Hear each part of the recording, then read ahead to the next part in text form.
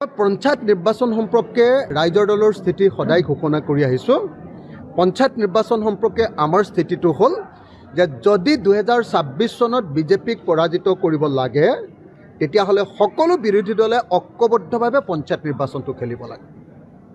যদি পঞ্চায়ত নিৰ্বাচনটো আমি একেলগে খেলোঁ তেতিয়াহ'লে 2026ৰ কাৰণে আমাৰ সকলো দলৰ বিৰোধী দলবিলাকৰ 16টা দলৰ কৰ্মীবিলাকৰ মাজত একদম অন্তঃকৰণে যিটো একতা সেই একতাটো আহি যাব।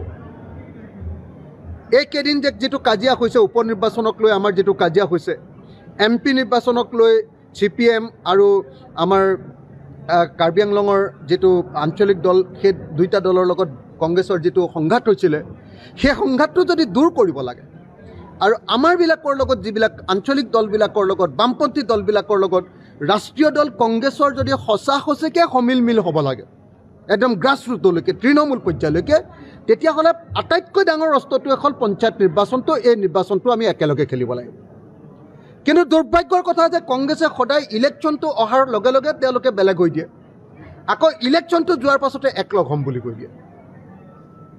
আপোনালোকে নিজে দেখিছে আপোনালোকে যেতিয়া আপোনালোকৰ ইয়াত আমি থাউৰাৰ উপ নিৰ্বাচন খেলিছিলোঁ তেতিয়া তেওঁলোকে আমাৰ লগত বেলেগ হৈ দিলে, তেওঁলোকেও খেলিলে আমিও খেলিলোঁ, তাৰ ফলস্বৰূপে বিজেপি জিকিলে, একদম আমি জিকিব পৰা সমষ্টিটোত হৰাই দিলে কংগ্ৰেছে। ঠিক তেনেকৈ আকৌ যেতিয়া আপুনি দেখিছে যে MP ইলেকশ্যন আহিলে তেতিয়া তেখেতসকলে বামপন্থীৰ লগতো বুজাবুজি নকৰিলে, মাত্ৰ এটা সমষ্টি 14টাৰ ভিতৰত 13টা সমষ্টি তেখেতসকলে খেলি এটা মাত্ৰ সমষ্টি এৰি দিলে। তাৰপিছত আকৌ এবাৰ উপ নিৰ্বাচন আহিলে, আপোনালোকে দেখিছিলে 5টা উপ নিৰ্বাচন, 5টা সমষ্টিৰ উপ নিৰ্বাচনৰ সময়তো আকৌ কংগ্ৰেছে একেই গতি ল'লে। ইলেকশ্যনৰ লগে লগে তেওঁলোক বেলেগ হৈ দিলে, আকৌ ইলেকশ্যনৰ পাছত ক'লে যে না আমিতো একলগ হ'ম। উল্টাই আমাকে দুখ দিলে যে অখিল গগৈ যদি বেছি কথা কয় তেতিয়াহে বোলে হেৰি নহ'ব, অথচ আমি সকলোৱে জানো যে তেখেতসকলে আমাক একদম ৰাম কামোৰ দি তো তেখেতসকলে আমাৰ ইউনিটিটো ভাঙি দিলে। এতিয়া আকৌ পঞ্চায়ত নিৰ্বাচন যেতিয়া আহিলে এতিয়া আকৌ ক'লে যে নহয় পঞ্চায়ত নিৰ্বাচনত আমি বেলেগ বেলেগকৈ খেলিম, পঞ্চায়ত নিৰ্বাচনৰ পাছত কথা পাতিম। নিৰ্বাচনৰ সময়ত তেওঁলোকে বেলেগ বেলেগকৈ খেলিব আৰু নিৰ্বাচনৰ পাছত আমাৰ লগত ইউনিটিৰ কথা পাতিব। এইটোতো ভয়ানক কথা। এইটোৱে প্ৰমাণ কৰিছে যে কংগ্ৰেছে আচলতে বিজেপিক হৰুৱাব খোজা নাই। কংগ্ৰেছে মাত্ৰ তেওঁলোকৰ নিজৰ হেৰুৱা যিটো গণভিত্তি, তেওঁলোক যে হাৰিছে প্ৰত্যেকটো সমষ্টিতে তেওঁলোকৰ অৱস্থা ভাল কৰিবৰ কাৰণে তেওঁলোকে লাগি আছে আৰু অৱস্থা ভাল কৰিবৰ কাৰণে আমাক খটুৱাব খোজে আৰু আমাক কেতিয়াও আসন এৰি দিব বা স্পেচ বা খালী ঠাই এৰি দিব নোখোজে। গতিকে এইটোৱে প্ৰমাণ কৰিছে যে কংগ্ৰেছে বিজেপিক হৰুৱাব খোজা নাই, কংগ্ৰেছে বিজেপিক জিকাই থাকিব কৈছে। কংগ্ৰেছে মাত্ৰ ইলেকশ্যনৰ সময়ত নাটক এটা কৰে, ইলেকশ্যনৰ সময়ত আকৌ সেই নাটকটো ভাঙি দিয়ে, তাৰ আগে আগে নাটক এটা কৰে, ইলেকশ্যনৰ সময়ত ভাঙি দিয়ে আৰু এনেকৈ সদায় আমি বিজেপিক সহায় কৰি থকা দেখিছোঁ। সেইকাৰণে মই একদম স্পষ্টকৈ কৈছোঁ যে আমি পঞ্চায়ত নিৰ্বাচনত বেছি আসন নেখেলোঁ ৰাইজৰ দলে, বাকী দলবিলাকে নিশ্চয় বেছি আসন নেখেলে। গতিকে কংগ্ৰেছে আমাক কেইখনমান আসন দিব লাগে আৰু বাকী গোটেইবিলাকতে কংগ্ৰেছে খেলক, আমি তেওঁলোকক সহযোগিতা কৰিম।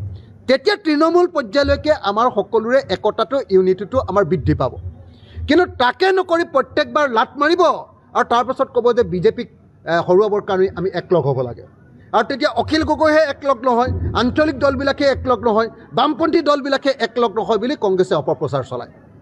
সেইকাৰণে এই মুহূৰ্তত মই আকৌ এবাৰ সুধিছোঁ ভূপেন বৰা ডাঙৰীয়াক, মই আকৌ এবাৰ সুধিছোঁ গৌৰৱ গগৈ ডাঙৰীয়াক, মই আকৌ এবাৰ সুধিছোঁ ৰকিবুল হুছেইন ডাঙৰীয়াক, মই আকৌ এবাৰ সুধিছোঁ প্ৰদ্যুৎ বৰদলৈ ডাঙৰীয়াক যে কংগ্ৰেছে আকৌ এবাৰ নাটকেই কৰিব পঞ্চায়ত নিৰ্বাচনত নে বিৰোধী একতাৰ কাৰণে কাম কৰিব? পঞ্চায়ত নিৰ্বাচনত একলগ হ'ব নে নহ'ব এই প্ৰশ্নটোৰ জবাব লাগে।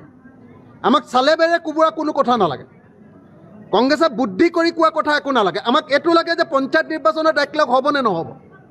আমাক এইটো লাগে যে পঞ্চায়ত নিৰ্বাচনত একলগ হ'লে সঁচি অৰ্থত তৃণমূল পৰ্যায়লৈ আমাৰ একতাটো যে বৃদ্ধি হ'ব বুলি কৈছোঁ সেইটো সঁচা হয় নে নহয়।